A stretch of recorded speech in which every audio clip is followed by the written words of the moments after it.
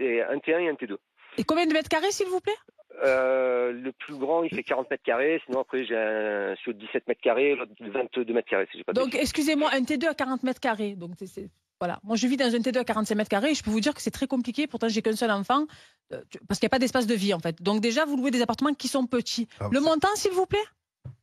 Vous voulez m'amener où? Vous voulez me dire Non, que ça mais marche en parce que sommeil, c'est ça? Donc, C'est je vais votre vous appeler procès, pour Ludo, la- qui Non, démarre. pas du tout. On sait pas qui c'est, on s'en fout. Combien coûte le studio? Vous êtes obligé de répondre aux questions de Kauter. Combien coûte le studio et combien coûte le T2? C'est juste pour savoir à combien est la location. Allez, je vais vous dire, je loue 4 000 € un T2. Ça va. Mais non, mais dites-moi la vérité. Pourquoi vous vous vexez? Qu'est-ce que vous avez à cacher?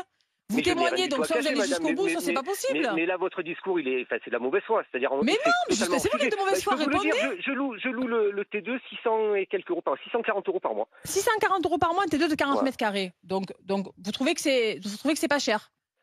Quartier de la Timone, quartier populaire quand même. Vous voyez, monsieur, on n'est pas quand même. Est-ce que c'est le prix du marché?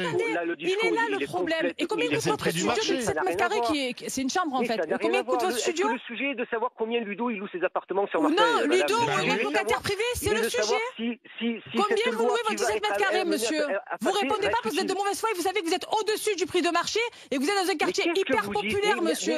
Et le problème, c'est l'encadrement des loyers. Moi, je demande à monsieur Klein d'encadrer les loyers de toute urgence, y compris dans les grandes villes. Parce que vous avez une petite retraite ou un petit salaire, vous vous lancez dans un domaine d'activité qui n'est pas le vôtre et du coup vous mettez aussi en danger les personnes pour lesquelles vous louez. Je suis désolée. Oui, bien sûr. Vous faites un amalgame, vous faites n'importe quoi, vous faites un amalgame et c'est dangereux de faire de tels amalgames. C'est vous qui faites des amalgames, monsieur.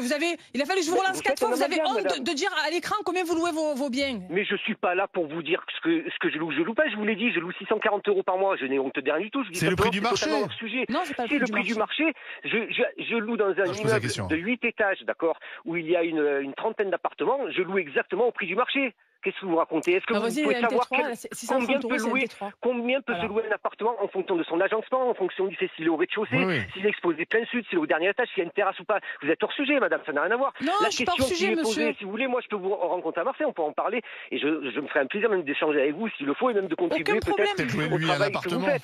Mais le sujet, il n'est pas là, il me semble. Kauter comme locataire, je peux te dire que... Kauter est propriétaire, donc ça va, il n'y a pas de souci.